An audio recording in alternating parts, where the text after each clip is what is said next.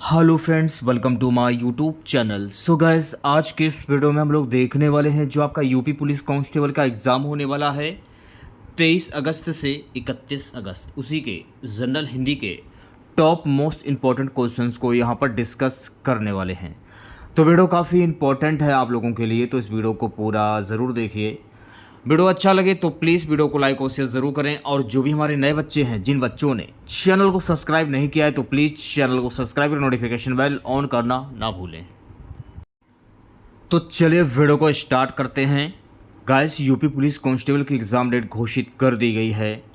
23 अगस्त से 31 अगस्त के बीच में एग्ज़ाम आयोजित किया जाएगा। आप लोगों के पास सिर्फ और सिर्फ 11 दिन शेष हैं। तो आज मैं आप लोगों के लिए जनरल हिंदी के कुल 50 क्वेश्चंस लेकर आया हूं। अगर आप लोगों ने इन 50 क्वेश्चंस में 45 क्वेश्चंस के सही जवाब दिए तो आप लोग समझ लीजिएगा जनरल हिंदी की जो आप लोगों की तैयारी है वो काफ़ी हद तक अच्छी है। तो खुद से प्रयास कीजिएगा इन सभी क्वेश्चंस के आंसर देने का। 2 से 3 सेकंड के बाद मैं आंसर क्लियर कर दूंगा। सेशन को शेयर कर दीजिए एक बार आप लोग, और वीडियो को जल्दी से लाइक कर दीजिए। पहला प्रश्न है आज का हमारा, स्थावर का विलोम शब्द क्या होता है? जंगल, संपत्ति, जंगम, स्थापना। स्थावर का विलोम शब्द क्या होता है?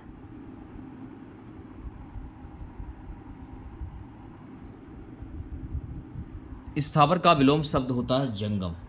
तो सी ऑप्शन जो है ये बिल्कुल करेक्ट हो जाएगा। नेक्स्ट क्वेश्चन देखिएगा।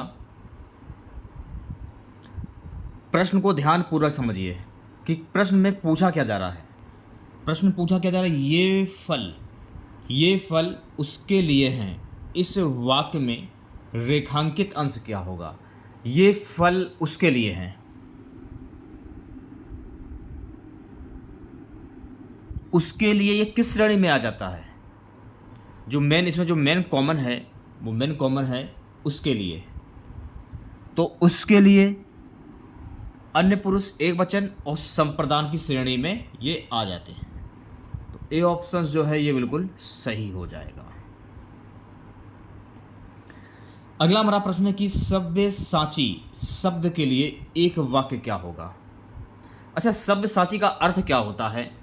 ये आप कह सकते हैं सदा सत्य बोलने वाला, बाएं हाथ से कार्य करने वाला, जिसने बहुत कुछ सुना हो, अपनी इच्छा के अनुसार आचरण। सव्यसाची शब्द के लिए एक वाक्य क्या होता है? तो सव्यसाची यानी बाएं हाथ से कार्य करने वाला। ऐसे प्रश्न अगर आपसे पूछे जाएं तो इसमें ना कोई नियम होता है, ना कोई परिभाषा होती है, समझने की ज़रूरत होती है आंसर क्या होगा। बस उसका अर्थ आपको पता होना चाहिए कि इसका अर्थ क्या होता है। नेक्स्ट क्वेश्चन देखेगा, सियार का तत्सम शब्द क्या होता है? अब आपको थोड़ा सा दिमाग लगाने की ज़रूरत होती है। पूछा क्या जा रहा है कि सियार का तत्सम शब्द क्या होता है? तो मैंने आपको क्या बताया था कि ऐसे शब्द जो संस्कृत भाषा से निकले हों या संस्कृत भाषा से लिए गए हों वो तत्सम शब्द कहलाते हैं। तो सियार का तत्सम शब्द क्या होता है? सियार को कन्वर्ट कीजिए संस्कृत में।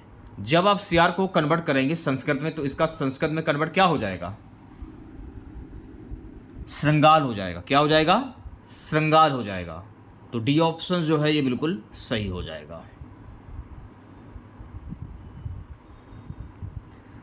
अगला हमारा प्रश्न है, इनमें से किस वाक्य में पूर्वकालिक क्रिया का प्रयोग हुआ है? किस वाक्य में पूर्वकालिक क्रिया का प्रयोग हुआ है ये आपको बताना है। पूर्वकालिक का अर्थ क्या होता है? यानी पूर्व का। जैसे कि श्याम दूध पीकर घूमने जाता है। अब श्याम ने दूध पी लिया है, यानी पीकर नहीं, श्याम दूध पीकर, वो दूध पीकर घूमने जाता है, यानी उसने दूध पी लिया है। दूध अभी तो पिया नहीं, कि श्याम अभी दूध पी रहा है, यानी श्याम दूध पीकर। पहले वर्ड को समझिए, बोल क्या रहा है? श्याम दूध पीकर, यानी श्याम ने दूध पिया और घूमने जाता है। तो इसमें दूध का जो प्रयोग किया जा रहा है, दूध पीने का, वो पूर्व में चला गया है, ना कि वर्तमान में। तो यह हो जाएगा पूर्वकालिक क्रिया। तो ऑप्शन नंबर सी जो है ये बिल्कुल सही हो जाएगा। ऐसे क्वेश्चंस के लिए ना नियम होते हैं ना परिभाषाएं होती हैं। एक बात आपको पता हो कि मैं बीच बीच में ये अक्सर ये बोलता रहता हूँ कि वीडियो को लाइक कीजिए, वीडियो को लाइक कीजिए, वीडियो को लाइक कीजिए, वीडियो को लाइक कीजिए। कल भी मैंने बोला था, आप लोग बिलीव नहीं करोगे, चेक कर लेना। कल मैंने हिंदी का वीडियो बनाया था, उसमें मैंने आप लोगों को टोटल 50 क्वेश्चंस कवर कराए थे 2.6 के, यानी 2600 व्यूज़ आए हैं। बिलीव नहीं करोगे, इतना घटिया रिस्पॉन्स आ रहा है, इतना घटिया रिस्पॉन्स आ रहा है, मैंने कभी सोचा नहीं था इतना बेकार रिस्पॉन्स आएगा। कमेंट्स आप लोग देखेंगे तो कमेंट्स तो इतने अच्छे आ रहे हैं बच्चों के कि दिल खुश हो जाता है।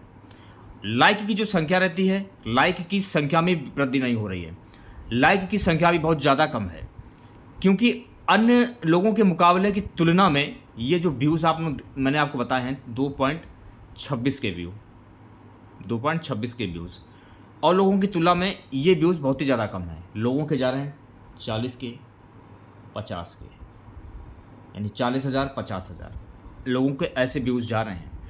लाइक की अगर मैं बात करूं, अगर 2000 व्यूज़ भी अगर आते हैं आप लोगों के, तो 250 भी लाइक आप लोगों के नहीं आ रहे हैं। कहने का मतलब है कि लोगों ने वीडियो को देखा और वीडियो को देखने के बाद लाइक किए बिना ही वो निकल जाते हैं।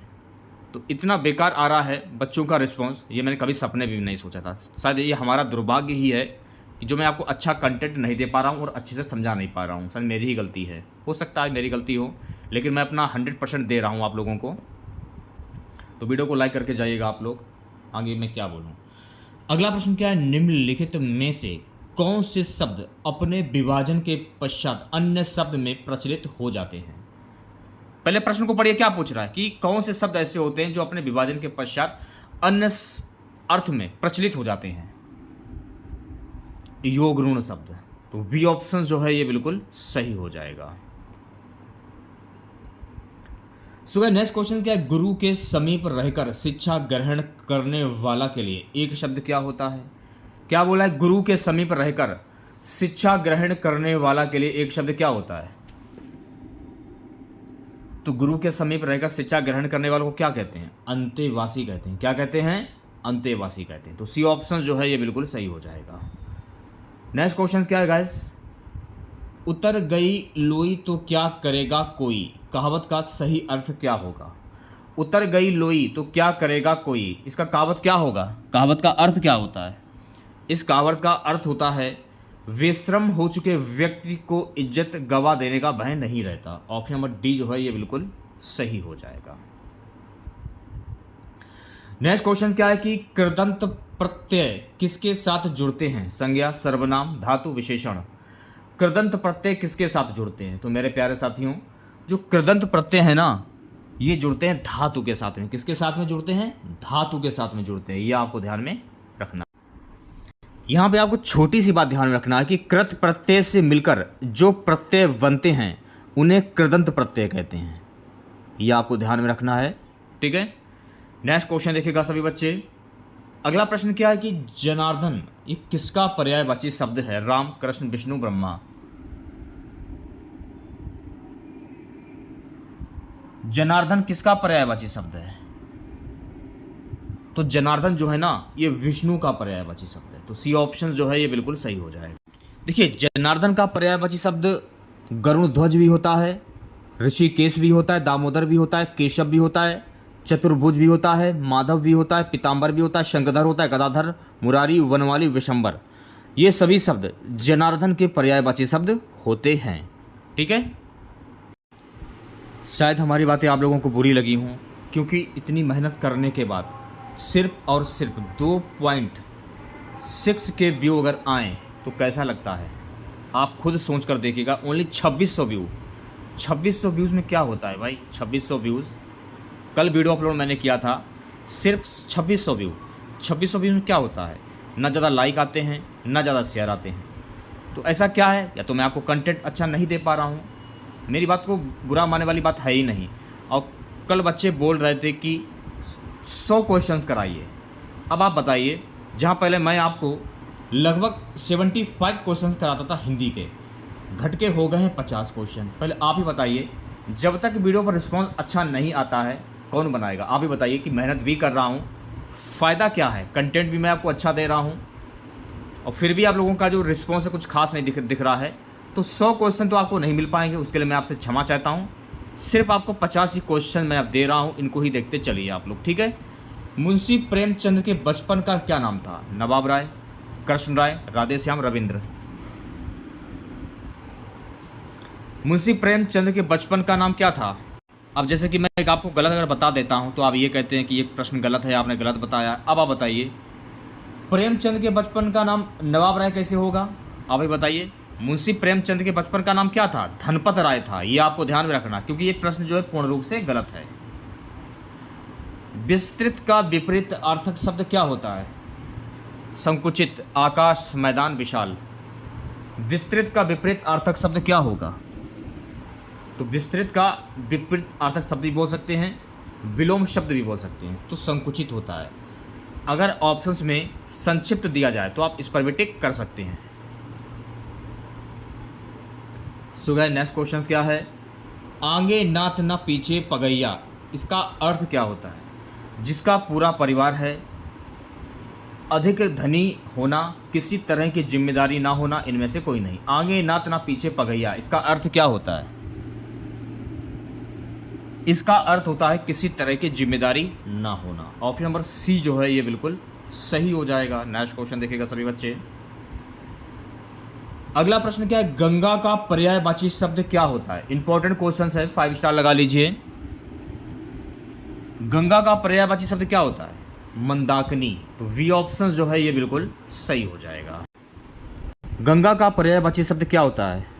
भागीरथी, सुरसरिता, देवनदी, विष्णुपदी, देवपगा, ध्रुवनंदा, देवनदी, सुरसुरी, नदीसुरी, त्रिपथगा। ये सभी शब्द ये गंगा के पर्यायवाची शब्द होते हैं। चलिए बढ़ते हैं नेक्स्ट क्वेश्चन की ओर। अगला प्रश्न क्या है कि निर्देश प्रश्न संख्या 65 से 66। प्रत्येक प्रश्न में एक वाक्य या वाक्यांश दिया गया है, इसके लिए एक शब्द का चयन कीजिए। अब देखिए, जैसे कि सिर पर धारण करने योग्य, ये प्रश्न आपके उत्तर प्रदेश की सभी परीक्षाओं में बार बार पूछा जाता है कि सिर पर धारण करने योग्य क्या होता है? सिर पर धारण करने योग्य क्या बोला जाता है? इसको बोला जाता है सिरोधार्य। क्या बोला जाता है? सिरोधार्य बोला जाता है। तो सी ऑप्शन जो है ये बिल्कुल सही हो जाएगा। नेक्स्ट क्वेश्चन क्या है कि जो हर समय दूसरों की बुराई देखता उसको क्या कहते हैं? आलोचक, परनिंदक, सर्वनिंदक, छिंद्रानिवेशी। जो हर समय दूसरों की बुराई देखता हो, तो जो हर समय दूसरों की बुराई देखता हो उसको हम क्या कहते हैं? परनिंदक कहते हैं। तो वी ऑप्शन जो है ये बिल्कुल सही हो जाएगा। निर्देश प्रश्न संख्या 67-68। नीचे 4-4 शब्दों के समूह दिए गए हैं, प्रत्येक के 3 पर्यायवाची हैं और एक भिन्नार्थी शब्द। भिन्नार्थी शब्द का चयन करना है आप लोगों को। जैसे कि आंधी, आंधी का भिन्न अर्थ शब्द क्या होगा? अंदर, बवंडर, भयंकर या तूफान। तो ऑप्शन नंबर ए जो है ये बिल्कुल सही हो जाएगा। आंधी का जो सबसे अलग शब्द होगा, यानी कहने का मतलब ये मेरा भिन्न अर्थ कहते हैं इसको। तो आंधी के अंतर्गत बवंडर भी हो जाएगा, पर्यायवाची शब्द में भयंकर भी होता है और तूफान भी होता है। लेकिन जो अंधड़ है ना, ये आपका भिन्न अर्थ वाला शब्द हो जाएगा, ये आंधी के अंतर्गत नहीं आता है। तुरु, विटप, तड़ाक, पादप, द्रुम।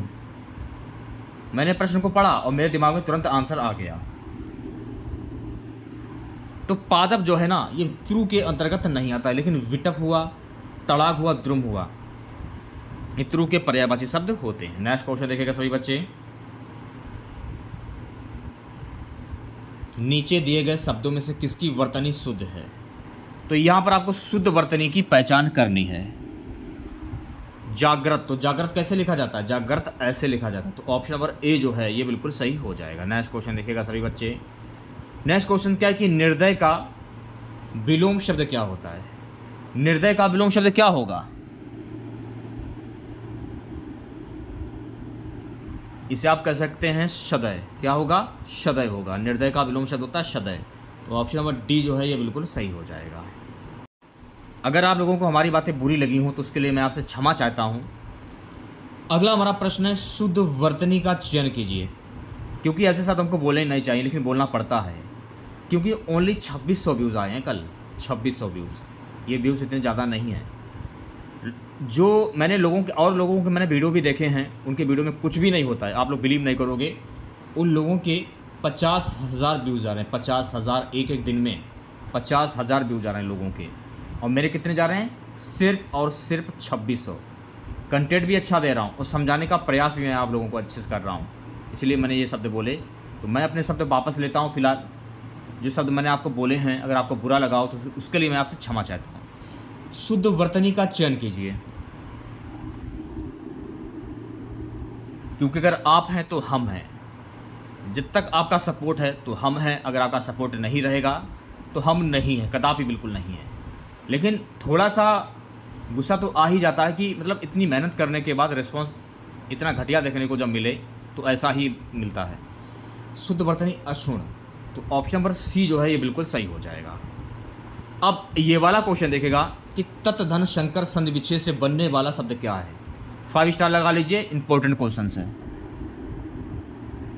तत् धन शंकर क्या आंसर होगा? इससे बनने वाला शब्द क्या होगा? तशंकर, तशंकर, ऑप्शन नंबर ए करेक्ट हो जाएगा। अच्छा, तत् धन शंकर में प्रयुक्त संधि कौन सी होगी? व्यंजन संधि हो जाएगी, ये भी आपको ध्यान में रखना है। अगला हमारा प्रश्न है गाइस कि मुखावयवों के निकट आने से संघर्ष के पश्चात प्रकट होने वाली ध्वनि कौन सी है? स्पर्श, अंतस्थ, वत्स, ऊष्म। ये ऊष्म होगा, ना कि उष्ण होता है। देखिए बुक में कितना गलत दिया गया है, ऊष्म होता है। मुखावयवों के निकट आने से संघर्ष के पश्चात प्रकट होने वाली ध्वनि कौन सी होती है? ऊष्म व्यंजन, ऑप्शन नंबर डी जो है ये बिल्कुल सही हो जाएगा। सबसे पहले हम बात कर लेते हैं स्पर्श व्यंजन की। स्पर्श व्यंजन कौन कौन से होते हैं? ध्यानपूर्वक देखेगा। स्पर्श व्यंजन होते हैं, 1 मिनट, आंसर हो जाएगा ऑप्शन नंबर डी, चा से छाता, सॉरी चा से चरखा, छा से छाता।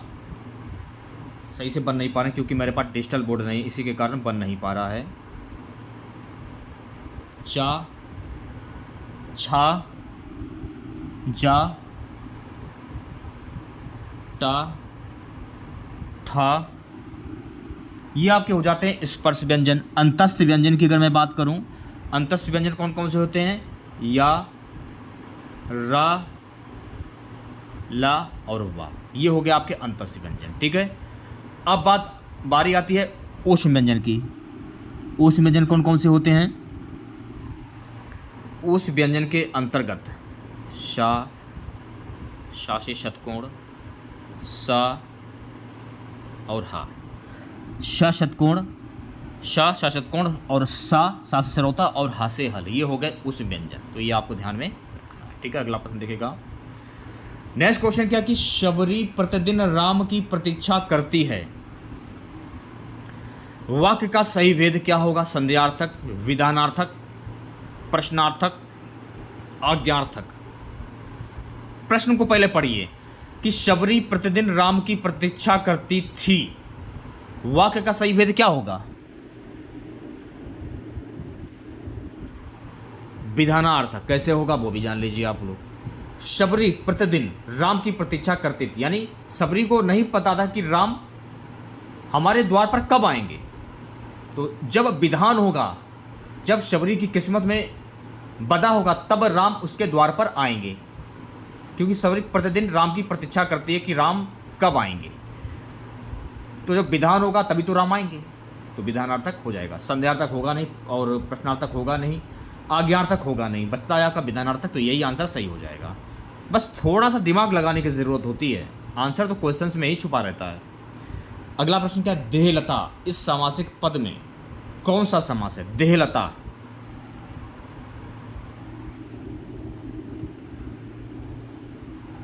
तो देहलता में कौन सा समास होगा?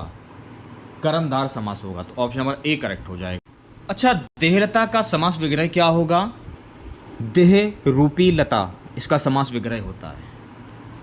अगला प्रश्न देखिएगा, पित्राज्ञा शब्द का सही संधि विच्छेद क्या होगा? इंपॉर्टेंट क्वेश्चन है, जल्दी से आंसर दीजिए। तो पितृ आज्ञा का संधि विच्छेद क्या होगा? पितृधन आज्ञा, तो सी ऑप्शन जो है ये बिल्कुल सही हो जाएगा। अच्छा, अगर पेपर में ये पूछ लिया जाए कि पितृआज्ञा शब्द में प्रयुक्त संधि कौन सी होगी, क्योंकि क्वेश्चन इंपॉर्टेंट है और उत्तर प्रदेश की सभी परीक्षाओं में सबसे ज़्यादा बार क्वेश्चन पूछा जा चुका है, तो पितृआज्ञा में प्रयुक्त संधि क्या होगी? यण स्वर संधि हो जाएगी। तो ये भी आपको ध्यान में रखना है। अगला प्रश्न क्या है कि वह श्रेष्ठ उपासक है में विशेष क्या है? वह श्रेष्ठ उपासक क्या है? वह श्रेष्ठ उपासक है। तो वह श्रेष्ठ उपासक है, तो उपासक जो है ना ये आपका विशेष हो जाएगा। तो सी ऑप्शन जो है ये बिल्कुल करेक्ट हो जाएगा। नेक्स्ट क्वेश्चन देखिएगा, अखरोट शब्द का तत्सम शब्द क्या होता है? अखरोट शब्द का तत्सम शब्द क्या होगा? ऐसे शब्द जो संस्कृत भाषा से लिए गए हों वो तत्सम शब्द कहलाते हैं। तो अखरोट का तत्सम शब्द क्या होता है बताइए? अखरोट का तत्सम शब्द होता है अछोट। क्या होता है? अछोट। तो वी ऑप्शन जो है ये बिल्कुल करेक्ट हो जाएगा। नेक्स्ट क्वेश्चन देखिएगा,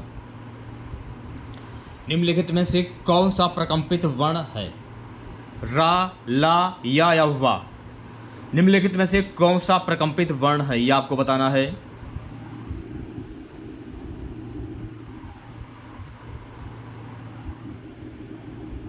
तो रा जो है ना, रा ये एक प्रकंपित वर्ण हो जाएगा। तो ऑप्शन नंबर ए जो है ये बिल्कुल करेक्ट हो जाएगा। अब मेरी बात को ध्यानपूर्वक सुनिएगा जो मैं आपको बोलने वाला हूं। तो इसमें जो रा है ये आपका सही आंसर हो जाएगा।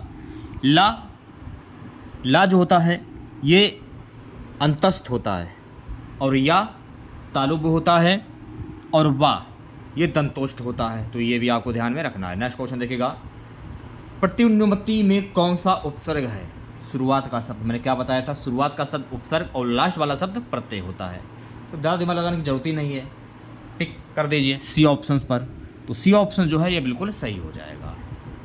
इसी विलोम शब्द की प्रैक्टिस कर लीजिए, क्योंकि विलोम शब्द से भी कोई प्रश्न पूछे जाते हैं, ज़्यादा नहीं, 2 हैं। निर्देश प्रश्न संख्या 81 से 82 सही विलोम शब्द का चयन कीजिए। अनादर का विलोम शब्द क्या होता है? मान, सम्मान, आदर, सत्कार। अनादर का विलोम शब्द क्या होगा? तो अनादर शब्द का विलोम होता है आदर। इन बहुत ही सिंपल सा क्वेश्चन है, आसानी से आप आंसर दे सकते हैं। तो सी ऑप्शन सही हो जाएगा। नेक्स्ट क्वेश्चन देखेगा, मैंने ऐसे वीडियो देखे हैं, आप लोग बिलीव नहीं करोगे, वो सीधा आंसर बता देते हैं, क्वेश्चंस के बारे में कुछ बताते ही नहीं है। अव्यय का विलोम शब्द क्या होता है? तो मेरे प्यारे साथियों, अव्यय का विलोम शब्द होता है अनभिज्ञ। क्या होता है? अनभिज्ञ। तो ऑप्शन नंबर वी जो है ये बिल्कुल सही हो जाएगा। वर्तनी, निर्देश प्रश्न संख्या 83 से 84 सही वर्तनी का चयन कीजिए। आशीर्वाद कैसे लिखा जाता है? आशीर्वाद लिखने का तरीका क्या है? तो आशीर्वाद कैसे लिखा जाता है? आशीर्वाद ऐसे लिखा जाता है। तो आप ये कह सकते हैं इसकी शुद्ध वर्तनी हो जाएगी ऑप्शन नंबर डी। संस्कृति कैसे लिखा जाता है? संस्कृति लिखने का तरीका क्या है? संस्कृति, तो संस्कृति ऐसे लिखा जाता है। तो वी ऑप्शन जो है ये बिल्कुल करेक्ट हो जाएगा। ठीक है, नेक्स्ट क्वेश्चन देखिएगा, जब 2 शब्द समास बनाकर तीसरे अर्थ का विशेषण बन जाएं तो उसे क्या कहते हैं? द्विगु समास, द्वंद्व समास, बहुपर्याय समास या कर्मधारय समास। इंपॉर्टेंट क्वेश्चन है, 5 स्टार लगा लीजिए। जब 2 शब्द समास बनाकर तीसरे शब्द का विशेषण बन जाए उसे हम कहते हैं बहुप्रिय समास। ठीक है, तो बहुप्रिय समास में को पहचानने का एक और तरीका है, जब किसी वाक्य में किसी प्रसिद्ध व्यक्ति या भगवान के नाम आ जाएं वो होता है बहुप्रिय समास। तो ये भी आपको ध्यान में रखना है। नेक्स्ट क्वेश्चन हमारा मेरे प्यारे साथियों, निर्देश प्रश्न संख्या 86 से 87 प्रत्येक प्रश्न में एक मुहावरा या लोककृति दी गई है। विकल्पों में से सही अर्थ का चयन कीजिए। अब देखिए इसमें क्या बोला जा रहा है, मुहावरा, लोककृति, अर्थ। तो मुहावरा आए, लोककृति आए या अर्थ आए, तीनों चीज़ें एक ही होती हैं, कंफ्यूज होने की ज़रूरत नहीं है आप लोगों को। प्रश्न क्या है, उल्टी गंगा बहाना। इसका मुहावरा क्या होगा? बहुत परिश्रम करना, असाध्य को साध्य कर देना, प्रतिकूल कार्य करना, उल्टा पुल्टा करना। उल्टी गंगा बहाना, इसका मुहावरा क्या होगा? तो उल्टी गंगा बहाना यानी प्रतिकूल कार्य करना। तो सी ऑप्शन जो है ये बिल्कुल करेक्ट हो जाएगा। नेक्स्ट क्वेश्चन देखिएगा सभी बच्चे, अपनी खिचड़ी अलग पकाना, इसका मुहावरा क्या होगा? सबसे अलग रहना, अर्नगल बातें करना, अपने ही कार्य में लगे रहना, स्वयं पाकी होना। अपनी खिचड़ी अलग पकाना, तो अपनी खिचड़ी अलग पकाना यानी सबसे अलग रहना। ऑप्शन नंबर ए जो है ये बिल्कुल करेक्ट हो जाएगा। काकू का अर्थ क्या होता है? कौवा, कटु, चाचा या व्यय? काकू का अर्थ क्या होता है? तो काकू का अर्थ होता है व्यय। डी ऑप्शन जो है ये बिल्कुल सही हो जाएगा। नेक्स्ट क्वेश्चन देखेगा, निर्देश प्रश्न संख्या 89 से 90 नीचे दिए गए शब्दों में प्रयुक्त सही शब्द संधि का चयन कीजिए। उज्ज्वल, जब आप इसे तोड़ेंगे तो तोड़ने पर इसकी संधि क्या बनती है? उत, धन, ज्वल, ये इसकी संधि हो जाएगी उत, धन, ज्वल। अब पूछा क्या जा रहा है इसमें संधि कौन सी होगी? तो इसमें संधि हो जाएगी व्यंजन संधि। तो बी ऑप्शन जो है यार बिल्कुल सही हो जाएगा। नेक्स्ट क्वेश्चन देखेगा, नेक्स्ट क्वेश्चन क्या है? महर्षि, महर्षि में प्रत्यु संधि क्या होगी? जब आप इसकी संधि करते हैं तो इसकी संधि क्या होती है? महा, धन, ऋषि, ये इसकी संधि हो जाएगी। ठीक है, अब पूछा क्या जा रहा है कि महर्षि में प्रत्यु संधि कौन सी होगी? अब बताइए, महर्षि में गुण संधि होनी चाहिए। अब गुण संधि तो दिया नहीं है तो स्वर संधि इसमें दिया है। आंसर के हिसाब से अगर स्वर संधि दिया है तो स्वर संधि हो जाएगी, बस इसमें गुण संधि होगी। अगला प्रश्न देखिएगा सभी बच्चे, निर्देश प्रश्न संख्या 91 से 92 नीचे दिए गए शब्दों में प्रयुक्त समास के नाम का चयन कीजिए। पंचवटी में कौन सा समास होगा? द्वंद्व समास, कर्मधार समास, द्विगु समास या तत्पुरुष समास? पंचवटी यानी ये संख्यावाची शब्द है, तो आपको ध्यान में रखना है जब भी संख्यावाची शब्द हो तो वहां पर कौन सा समास होता है? द्विगु समास होता है संख्यावाची शब्द में, और बीच में योजक चिन्ह हो वहां पर कौन सा समास होता है? द्वंद्व समास होता है। ठीक है, नेक्स्ट क्वेश्चन देखेगा, घनश्याम, घनश्याम में कौन सा समास होगा? तत्पुरुष समास, कर्मधार समास, बहुप्रिय समास या अवयव समास?